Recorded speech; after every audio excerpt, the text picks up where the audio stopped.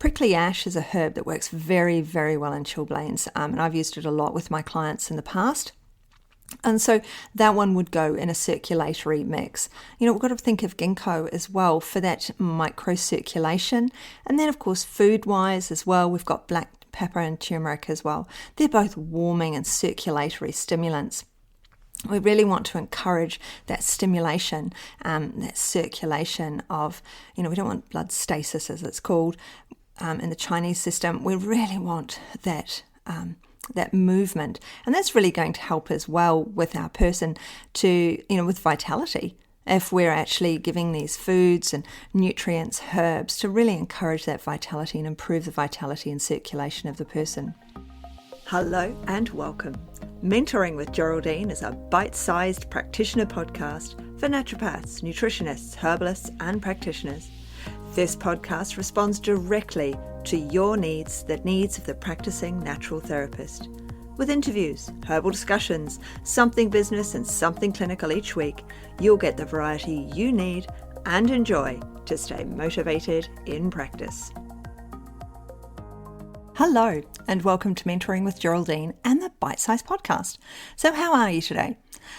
I spent the weekend getting really cold and really wet, what has motivated me to talk to you about chilblains, which I don't have and I didn't get.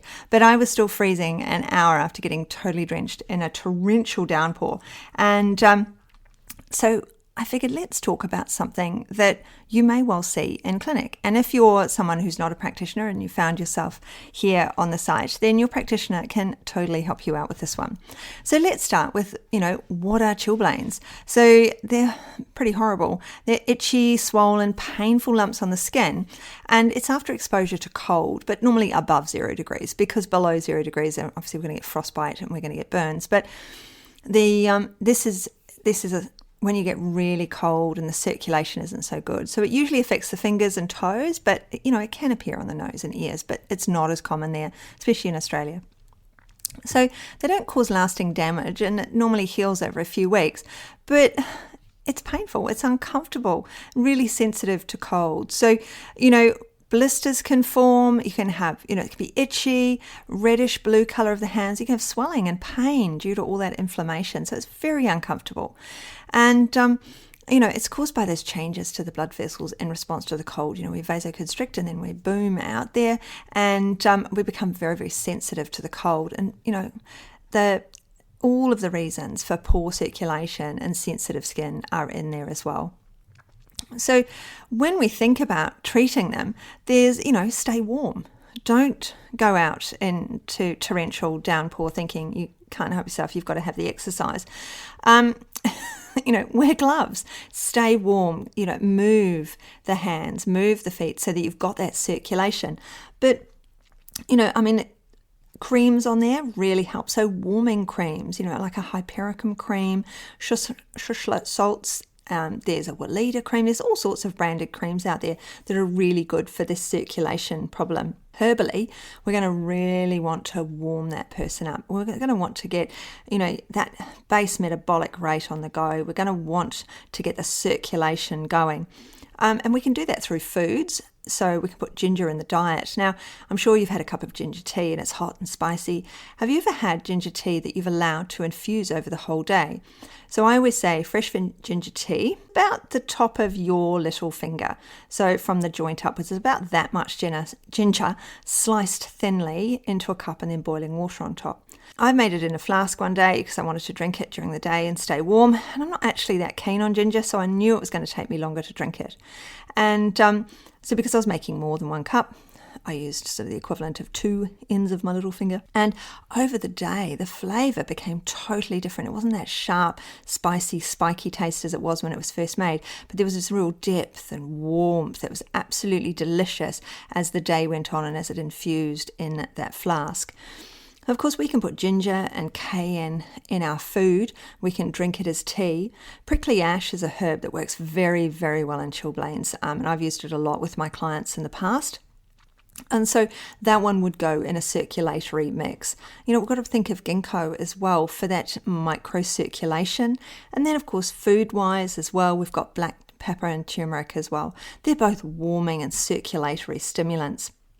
We really want to encourage that stimulation, that circulation of, we don't want blood stasis as it's called in the Chinese system. We really want that movement, and that's really going to help as well with our person to, with vitality. If we're actually giving these foods and nutrients, herbs, to really encourage that vitality and improve the vitality and circulation of the person.